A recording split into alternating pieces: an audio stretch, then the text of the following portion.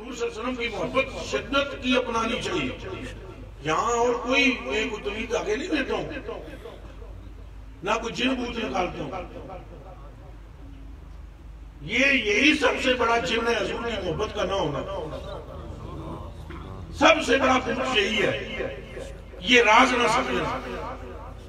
जिसने हुजूर की जात का राज समझ में आ गया वो हुजूर के सिवा नाम ही कोई नहीं लेगा।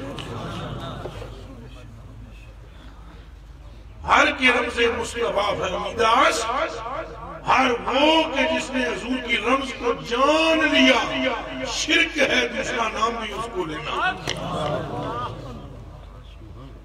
साईं करीम से अंधी मोहब्बत मतलूबो मकसूद है। सहाबा किराम से ज्यादा कौन जानता था खुदा को, अल्लाह की वहदानियत को। नमाजी वो थे, रोजेदार थे, हाजी वो थे, जो साहिब निसाब थे वो ज़कात देते थे।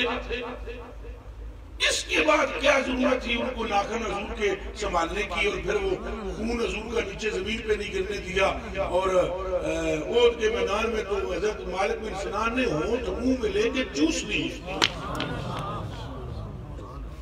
ये मैं आपको जो गुफ्तगू कर रहा हूँ, ये मैं कोई मौलवी साहब किस्सा नहीं सुना रहा हूँ आपको, फलाने मौलवी हज की जा। मैं कह रहा हूँ असहाबियां हज की जा। और आपके लिए मेयार कौन है? सहाबा, हुजूर के सहाबा मेयार हैं आपके लिए। उन्होंने तो तन मन धन कुर्बान किया। एंड नहीं हो गया कि उस्मान गनी रज़ी अल्लाह तआला अन्हु दावत की थी हुजूर दी, पीछे पीछे कदम गिनते जाओ, कदम। ये है इश्क। उनको नहीं था पता मतलब है कि ईमान क्या है और इस्लाम क्या है और दीन क्या है और मजहब क्या है। पीछे कदम गिनते जाने। तो घर पे जब पहुंचे सरकार उनके, तो हज़रत अली पाक ने पूछा, हुजूर ने फरमाया इनको पूछ के क्यों गिने कदम? का मुद्दत से मेरी ख्वाहिश थी आप मेरे घर में जलवागर हूं और मन्नत मान रखनी। मन्नत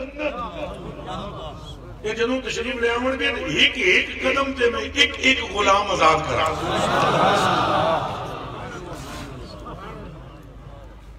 गल समझ आई जी? ये तुम गौर करो, ये क्या है? वजू जनाब करीम फरमावन जनाब ने पानी थले नहीं बिगड़ देते सन। ये क्या है? ये इश्किस्तान नहीं है मदीना। मैं ये चीज आप लोगों के अंदर पैदा करना चाहता हूँ, हुजूर की मोहब्बत।